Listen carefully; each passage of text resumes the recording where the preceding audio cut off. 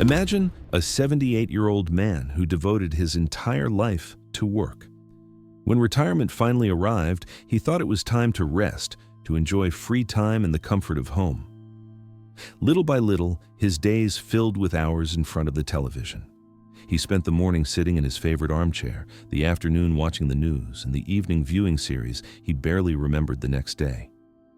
What began as a well-deserved rest turned into a habit, spending more than 10 hours a day sitting.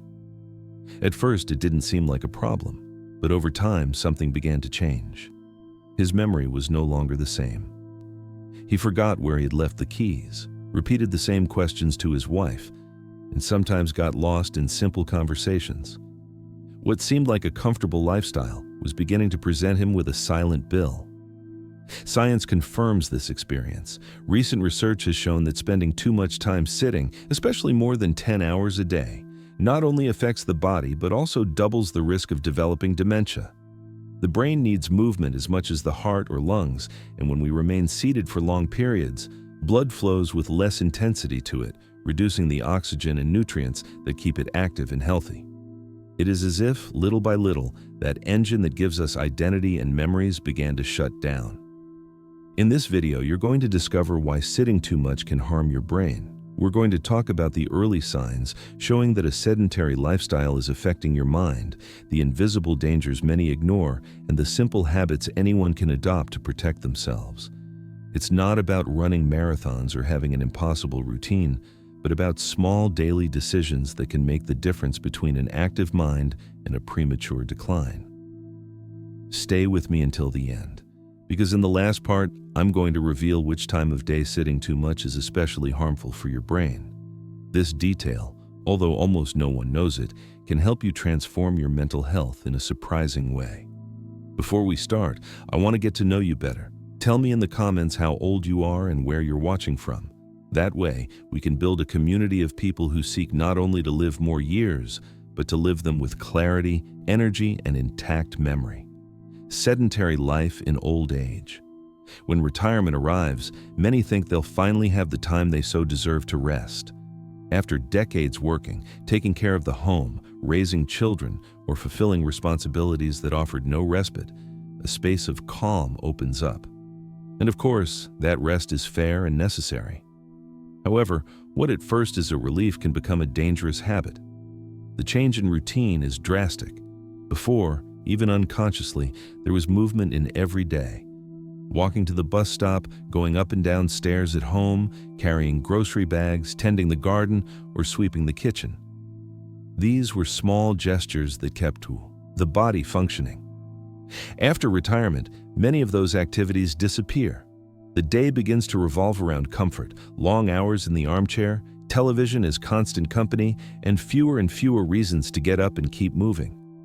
The problem is that our body and mind never stop needing activity.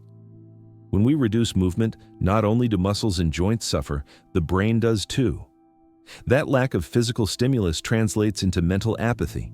Energy drops, motivation fades, and almost without realizing it, we begin to feel that the days repeat without meaning. Maria, for example, is 75. She was always an active woman. She enjoyed cooking, tended her little garden, and loved walking to the market to chat with neighbors. However, after her husband fell ill, she began spending more time at home. As the months went by, her life became more sedentary.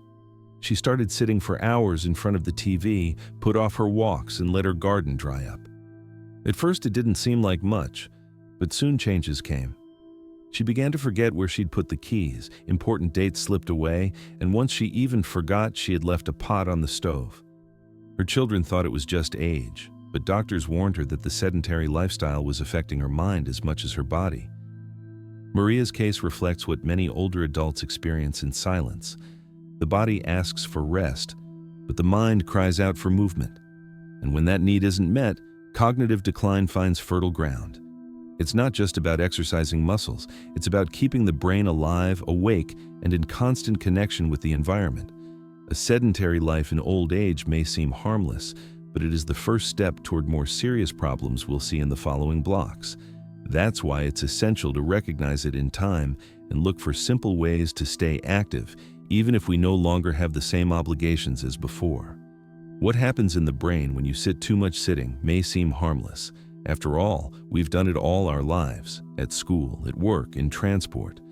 But when sitting time stretches beyond reasonable limits, especially in old age, silent changes begin to occur inside our body. And one of the organs most affected is precisely the one we most need to protect: the brain. Science explains it clearly. When we spend too much time at rest, blood flow to the brain is reduced. Blood is the vehicle that carries oxygen and vital nutrients for neurons to function. If that flow decreases, the brain works with less energy and less fuel. It's like an engine running low on gas. It starts but doesn't perform the same. Over time, this constant reduction of oxygen and nutrients creates the perfect terrain for the buildup of harmful substances. Among them are the so-called beta-amyloid proteins, which are directly linked to the development of Alzheimer's. The more time we spend inactive, the more likely these proteins are to accumulate, obstructing communication between nerve cells. The result is a slower brain with memory lapses and a growing risk of cognitive decline. To understand it better, imagine two people of the same age. One is Luis, who at 77 walks every day to the park, chats with neighbors, and climbs his home stairs without difficulty. The other is Ernesto, also 77, who spends more than 10 hours sitting in front of the TV or dozing in an armchair. Luis's brain receives a steady flow of blood, oxygen, and nutrients thanks to his daily movement. His neurons stay active, his memories consolidate, and his mind remains agile. Ernesto's brain, by contrast, runs on less fuel. His memory begins to fail. It's harder to recall names, and sometimes he feels confused in places he once knew well. The difference between them is not age, nor even genetics. The difference is the time they spend sitting. The brain is like a muscle. The less you feed and stimulate it, the faster it weakens. This fact should make us reflect. It's not about eliminating rest, but understanding that spending long hours sitting is like cutting off the energy supply to our most important organ. And although at first the changes are subtle, over time they accumulate and turn into serious problems many mistake for simply getting old, early signs of cognitive harm from sedentarism. Sedentary behavior doesn't just affect the body with stiffness, aches, or loss of strength. It also leaves silent marks on the mind. And these signs, though often confused with "I'm just getting older," are actually early warnings that the brain is beginning to suffer from so many hours of inactivity. One of the first manifestations is frequent forgetfulness. We're not talking about forgetting a minor detail, but starting to repeat the same question several times in one conversation, leaving keys in odd places, or forgetting important appointments and commitments. These small lapses, which at first seem harmless, become increasingly common in those who spend long days sitting. Another clear sign is difficulty concentrating. When circulation to the brain decreases due to excessive sitting, the mind loses agility. It's harder to follow the thread of a reading, pay attention to a conversation, or complete a task that once seemed simple. The brain, deprived of sufficient oxygen and nutrients, begins to work at a slower pace. Mental fatigue also appears. No matter how much one sleeps at night, the person feels their head is heavy, that they can't think clearly, and that any cognitive effort is exhausting. It's as if the brain were carrying an invisible weight that slows every activity. To illustrate this, let's think of Don Pedro. He's 80 and spent his whole life very active. He liked repairing things at home, playing with his grandchildren, and chatting for hours with neighbors. However, after retirement, he adopted an increasingly sedentary routine. He began spending mornings in his armchair and afternoons watching TV. At first, it seemed like a well-deserved rest, but changes came with time. One day, his children noticed he repeated the same story several times in a single afternoon. Another day, he forgot he had already had lunch and set the table again. He even began losing the thread of conversations and tiring quickly when he tried to read. His doctor was clear. Excessive sedentarism was weakening his brain and boosting cognitive decline. What's important here is to understand the direct relationship between these signs and the hours we spend sitting. They're not mere quirks of age. The human body is designed to move, and when we deprive it of that activity for long periods, the brain is among the first to pay the price. The more hours we spend in an armchair, the more easily memory fails, attention drifts, and the mind loses energy. Identifying these signs in time is essential. They're like a silent alarm, warning us to change our habits before the damage becomes irreversible. The vicious circle of sedentarism. Sedentarism isn't just a habit, it becomes a self-feeding cycle. The more time we spend sitting, the more tired we feel. And the more tired we are, the less we want to get up and move. Thus begins a vicious circle that traps millions of older people and gradually deteriorates both body and mind. The human organism is designed for activity. Muscles, joints, and even the brain need movement to stay in good condition. When we remain at rest too long, muscles weaken. That loss of strength makes getting up, walking, or doing simple tasks feel heavier. The person starts to think that moving is an unnecessary effort and decides to stay seated a bit longer. What seems like a short break turns into hours of inactivity. And those hours become days, weeks, and months of sedentary life. Over time, this spiral of inactivity exacts a toll. The body loses muscle mass, posture stoops, joint pain appears, and the risk of falls increases. But it's not just a physical problem. The less we move, the fewer stimuli our brain receives. The mind slows down, motivation wanes, and the idea that it's better to stay still is reinforced. It's a trap from which it becomes increasingly difficult to find the exit. Consider Teresa, a 79-year-old woman. She used to go out every morning to walk around the neighborhood and greet all her neighbors. It was a moment of exercise, but also of social connection.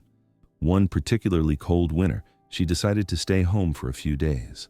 Those days turned into weeks, and when she wanted to resume her walks, she no longer had the same energy. She began to tire easily, her knees hurt, and little by little she stopped going out. Over time, she also stopped visiting her friends and attending the community gatherings she so enjoyed. Her world shrank to the walls of her living room and the hours she spent sitting in an armchair. In a few months, she went from being an active, cheerful woman to feeling isolated, weak, and increasingly forgetful.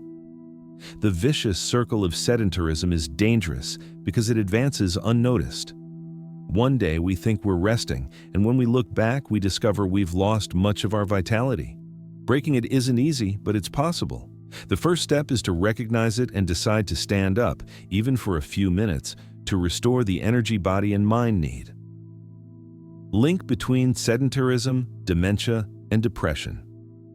Sedentarism doesn't only affect muscles and the brain in terms of memory, it directly impacts mood.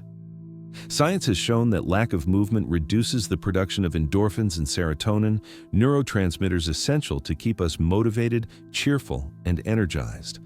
When the body remains inactive for too long, these chemicals decrease, and with that, the likelihood of falling into sadness and depression rises. Depression, in turn, is one of the most dangerous conditions in old age because it generates isolation. A person who feels sad or useless loses the desire to leave the house, stops seeking friends, and prefers to be alone. This social isolation becomes a breeding ground for cognitive decline. The mind, without external stimuli, weakens more quickly. Thus, a negative feedback loop forms. Less movement causes more depression generates more isolation, and more isolation accelerates the brain's deterioration. Clara, a 72-year-old woman, is an example of this phenomenon.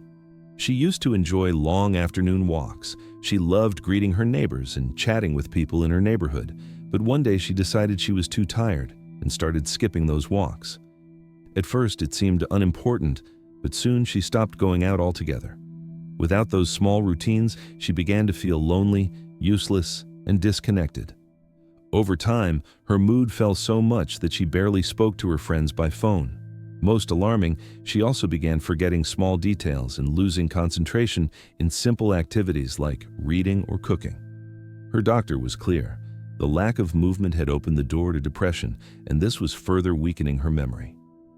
Clara's case shows that body and mind are deeply connected. We cannot care for one and neglect the other. Staying active isn't just a matter of physical health. It's a key factor in preserving joy, motivation, and mental clarity. Comment if you think mood also plays an important role in brain health. The critical hours. Why 10 hours is the danger threshold. One of the most worrying findings of modern research is that there is a breaking point. Studies indicate that those who spend more than 10 hours sitting per day have a much higher risk of developing dementia compared to those who limit that time. This 10-hour limit marks the difference between a brain that can still recover with good habits and one that begins to suffer cumulative damage. Why does this happen? Because from that number of hours onward, periods of inactivity are so prolonged that the brain receives very little oxygen continuously. In addition, inflammation in the body increases and changes occur in brain structure that favor the loss of neural connections. In other words, excessive sedentarism begins to alter the brain's very architecture. To understand it, let's compare two friends of the same age, 75. Antonio spends around 8 hours sitting each day. Despite his age, he gets up for short walks, moves around the house, and tries to keep busy. His memory remains clear, and he retains the ability to concentrate. His friend Roberto, on the other hand, spends 12 hours sitting. Between mornings watching TV, afternoons in the armchair, and nights at the computer, his body hardly moves. 5 years later, Antonio still remembers all his grandchildren's names and joins social gatherings enthusiastically. Roberto, however, has begun to mix up dates, repeats the same stories, and needs help remembering simple tasks. The contrast between Antonio and Roberto isn't explained by luck or genetics, but by the number of hours they spend sitting. Exceeding 10 daily hours becomes a dangerous barrier, a line that multiplies the risk of losing lucidity as time goes by. Strategies to reduce sitting time. It's not always easy to leave behind the habit of spending hours sitting, but with small practical strategies, you can achieve big changes. It's not about completely transforming your routine overnight, but about introducing simple actions that, repeated daily, significantly reduce sedentary time. One of the most effective is to get up every 30 minutes. Even if you only take a few steps around the house, the simple act of interrupting sitting time activates circulation, stimulates the brain, and restores energy. You can set a gentle alarm or use programs on the TV or phone that remind you to move. You don't need to walk kilometers. It's enough to stand up, stretch, and move a bit. Another strategy is to walk inside the home. Many people think only going outside counts, but walking from one room to another, going up and down the stairs a couple of times, or even doing laps along the hallway are actions that reduce sedentarism. The important thing is to break up long sessions of inactivity. Even the type of chair can make a difference. When the armchair is too comfortable, it invites hours and hours without getting up. By contrast, a firmer chair forces more frequent posture changes, which translates into less time immobilized. An inspiring example is Carmen, a 70-year-old woman who spent much of the day sitting while talking on the phone with family and friends. One day, she decided that every time she received or made a call, she would do it standing or walking around the house. Without realizing it, she cut 3 hours of daily sedentarism. That simple habit restored her energy, helped her sleep better, and, according to her, allowed her to think more clearly. These changes don't require extreme effort or costly investments. What they need is consistency and the decision not to let the armchair become a prison. Simple exercises to keep the brain active. Movement doesn't have to be intense or painful to be beneficial. There are simple, gentle exercises any older person can do at home that are very effective for keeping both body and brain active. One of them is stretching. Dedicating just a few minutes in the morning and a few more in the afternoon to gently move arms, legs, neck, and back improves circulation, reduces stiffness, and wakes up the mind. They're simple movements, but they make a difference in how we feel during the day. Short walks are also powerful. You don't need to cover long distances. Walking around the house or in the yard for 15 minutes a day stimulates the brain and improves memory. The most important thing isn't duration, but regularity. Additionally, arm or leg exercises you can do while seated in a chair are very useful. Lifting and lowering the arms, circling the feet, or squeezing a small ball help maintain strength and coordination. These small movements not only activate muscles, but also send signals of vitality to the brain. Don Manuel, 78, is a clear example. He decided that every day he would climb and descend the stairs of his building at least twice. At first it was hard, but over time he noticed he felt stronger, with more energy, and, most importantly, with a clearer mind. His grandchildren say he now remembers birthdays better and participates more enthusiastically in family conversations, all thanks to a simple yet consistent habit. Science confirms what experience shows. Even the smallest movements reduce dementia risk and keep the brain active. The key is not intensity, but continuity.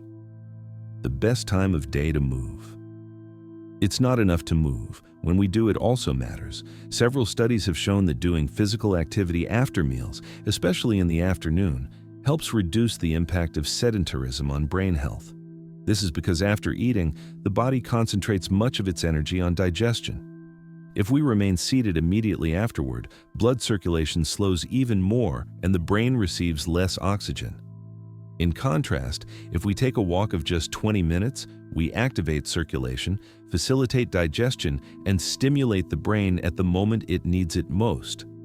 Let's imagine two people of the same age. One dinners and then settles into the armchair to watch TV for 2 hours. The next day, they wake up heavy with slow digestion and a groggy mind. The other, after dinner, decides to walk 20 minutes around the neighborhood. That small walk activates muscles, promotes better sleep, and, most importantly, keeps the mind clear. Over time, these habit differences create a huge contrast in health and mental sharpness. Moving in the morning also has benefits, as it helps wake up the body and prepare the mind for the day. However, the afternoon is especially critical because it's when we tend to remain most inactive. Taking a walk after lunch or dinner cuts those long hours of sedentarism and offers extra protection against cognitive decline. The message is clear. Any time of day is good to move, but some are better than others. Taking advantage of those strategic moments can make the difference between a routine that accelerates decline and one that strengthens memory and mind. Breaking myths about rest and age. For a long time, the idea has been repeated that in old age, one should move less, that the best thing is to rest and avoid effort. This belief, although seemingly well-intentioned, is one of the most damaging myths for the health of older people. The reality is that even the gentlest movements prolong life, improve memory, and protect the brain from decline. Rest is necessary, but it doesn't mean remaining motionless. In fact, excessive rest accelerates loss of strength, joint stiffness, and cognitive weakening. The human body was designed to move at any age. It doesn't matter if you can no longer run or lift heavy weights. Walking slowly, stretching, climbing a few steps, or even doing chair exercises is enough to send the brain the message that we are still active and alive. An inspiring example is Don Julian, a 90-year-old grandfather who walks 15 minutes around his home every day. He doesn't do it fast or in a hurry, but he does it consistently. His neighbors are surprised by his energy and memory. He remembers dates and names and keeps conversations with enviable lucidity. When asked his secret, he answers simply, not stopping moving, even if it's little. Scientific evidence backs these experiences. Studies with older adults have shown that those who engage in light physical activity live longer, maintain better cognitive functions, and enjoy greater independence. The myth that older people should stay seated is an idea we need to abandon forever.